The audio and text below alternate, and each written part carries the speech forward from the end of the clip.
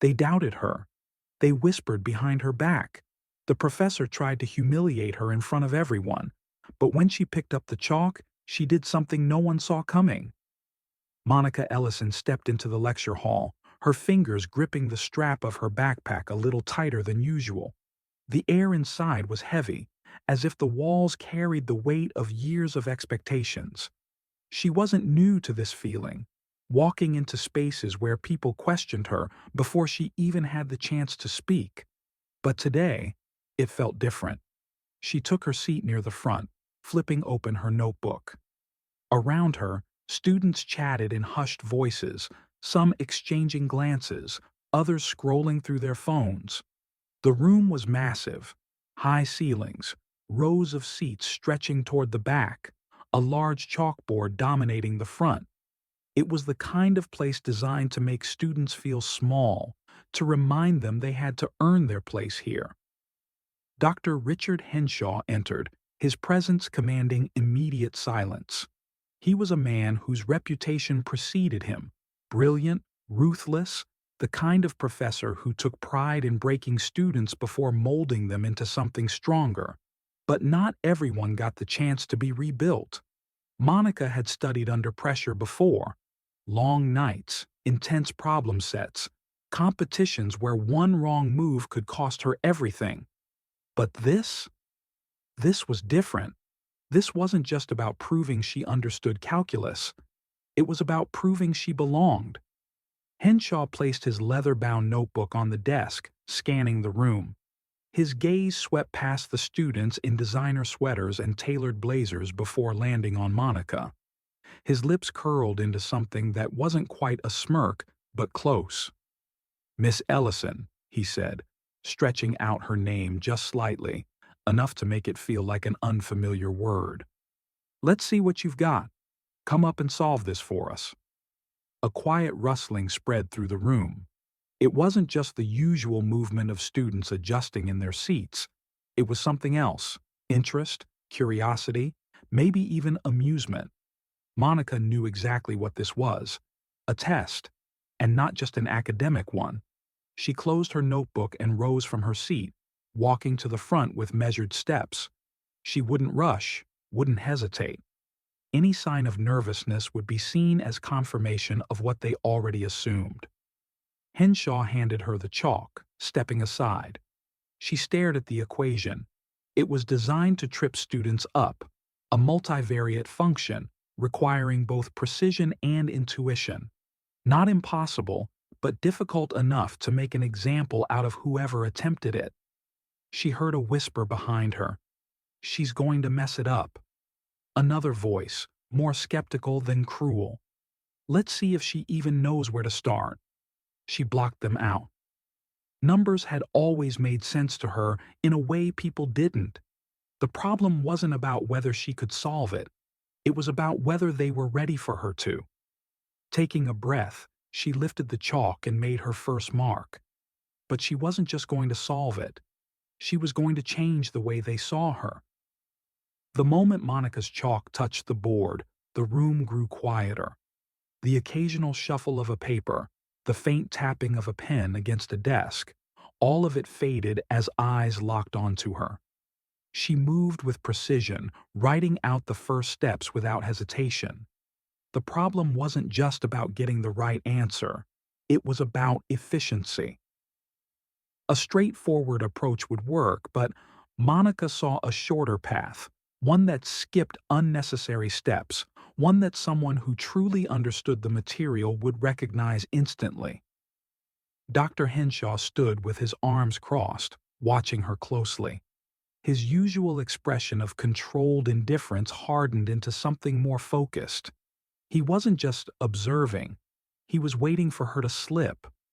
Monica reached the midpoint of the solution, pausing just long enough to check her work. It wasn't doubt, it was habit. She had learned long ago that people would scrutinize her every move, so she made sure there was nothing to question. The whispers that had started before had stopped. The students who had exchanged smug glances now leaned forward slightly, some adjusting their seats as if they needed a better view. She kept going.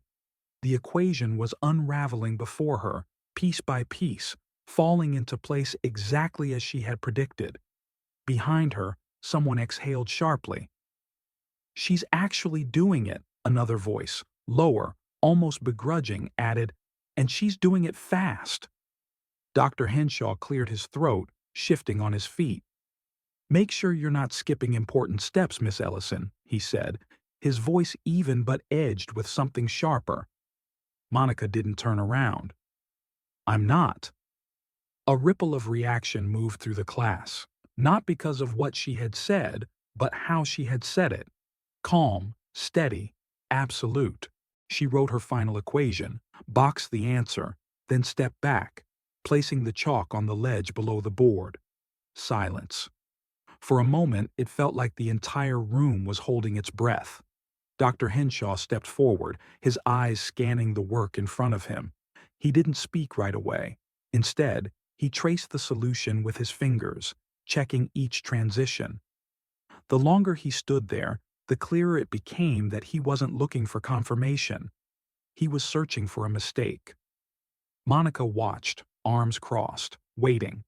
Finally, Henshaw let out a short breath, his jaw shifting as he turned back to the class.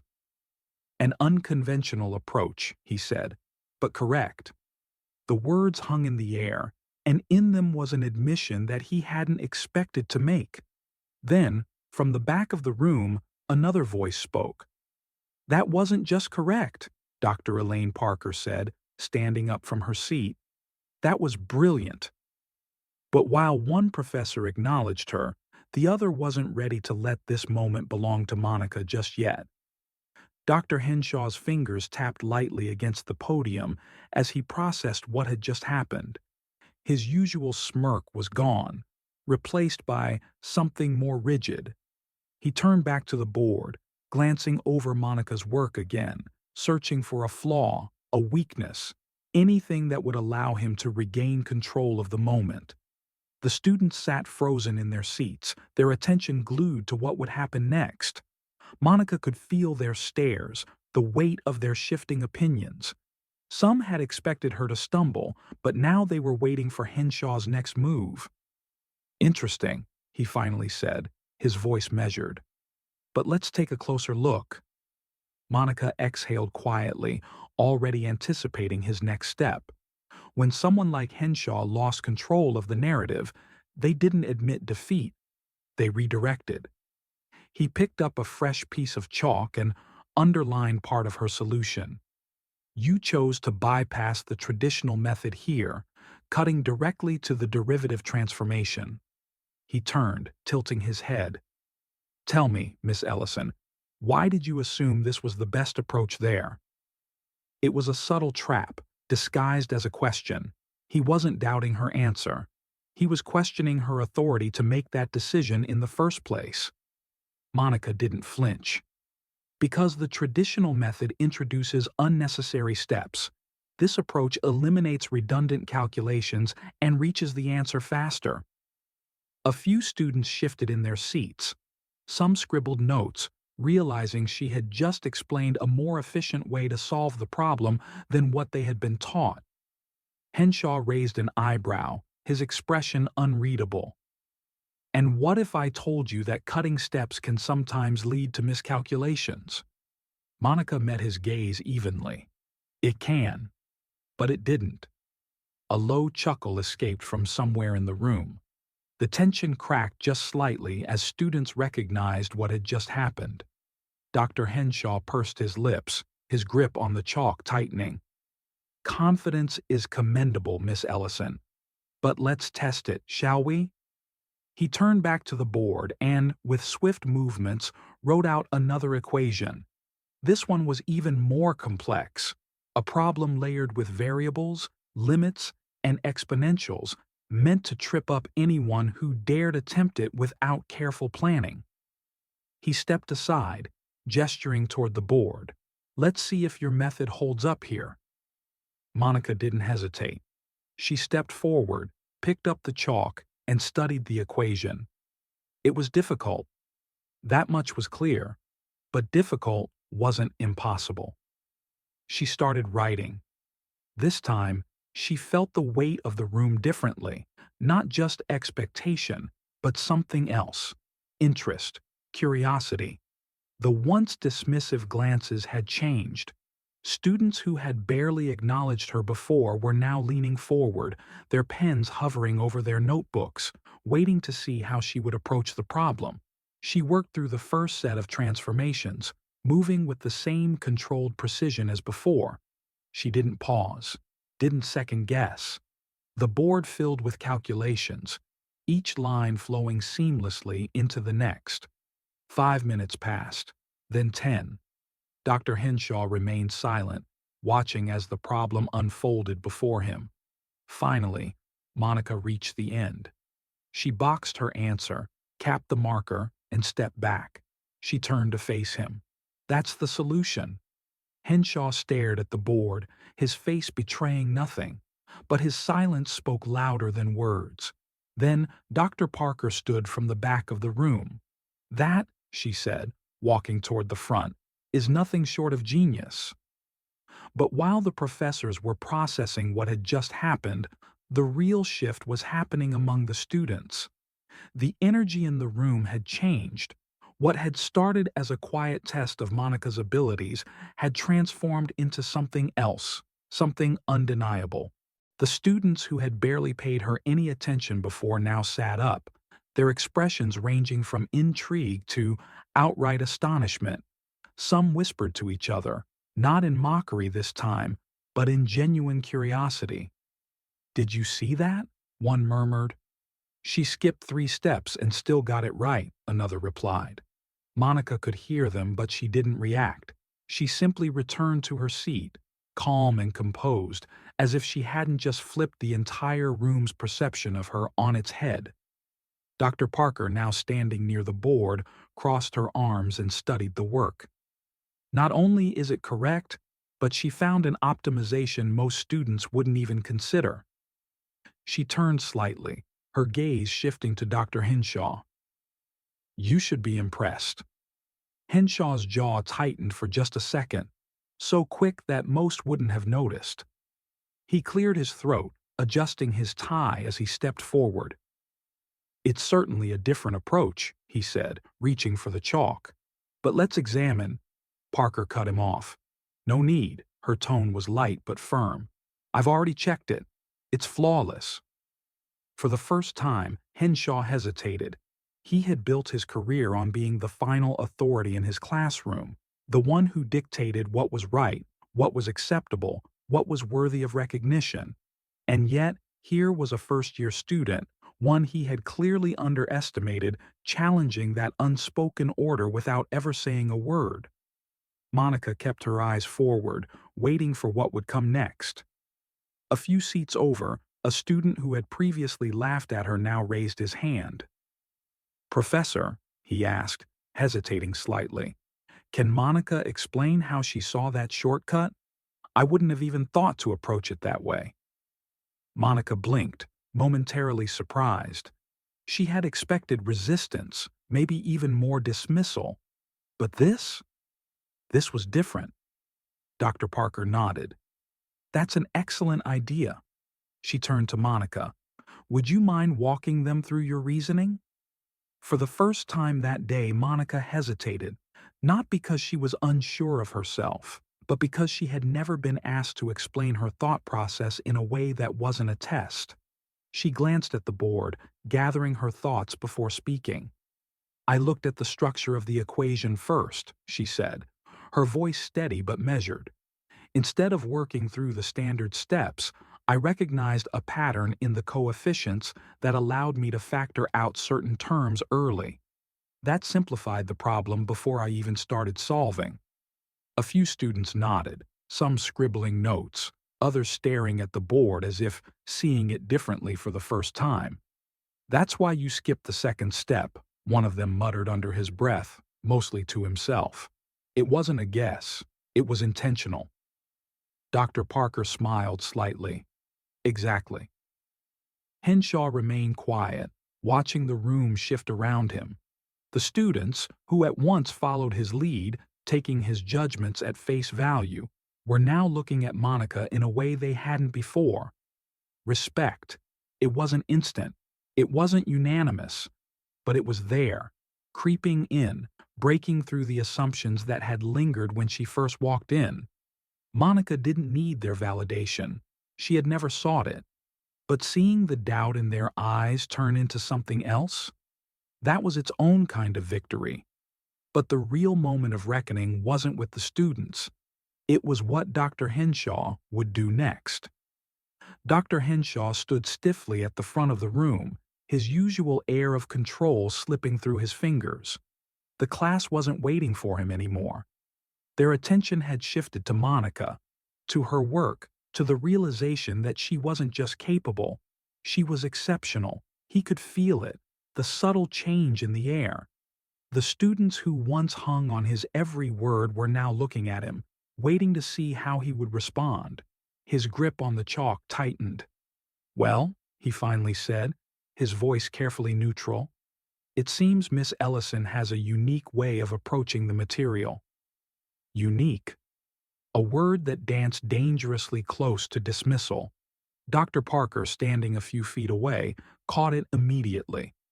"I'd call it advanced," she countered, tilting her head slightly. "She didn't just solve the problem.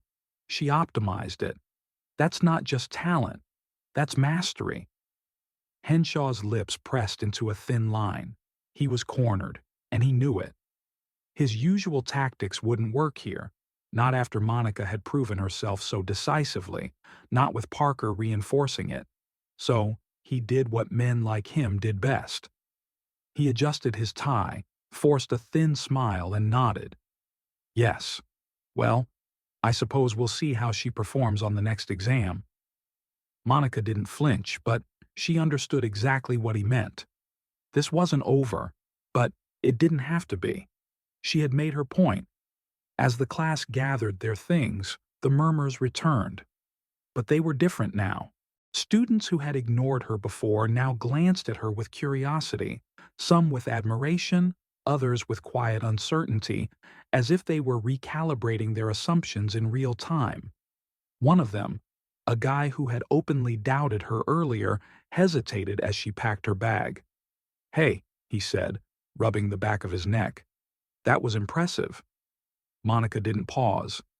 "I know." He blinked, then let out a small laugh. "All right then."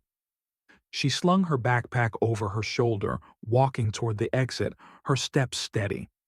She had spent years proving herself in spaces that weren't made for her. This was nothing new. But today, something had shifted, not just in the room, not just in the way people saw her. In the way she saw herself. She had known her worth before. Now they did too. Because respect isn't given. It's earned. And she had just earned it. Monica stepped out of the lecture hall, the door clicking shut behind her. The cool afternoon air hit her skin, a sharp contrast to the tension that had filled the room moments ago. She took a deep breath, letting the weight of the past hour settle. She had done it. Not just solved the problem. Not just stood her ground against Dr. Henshaw.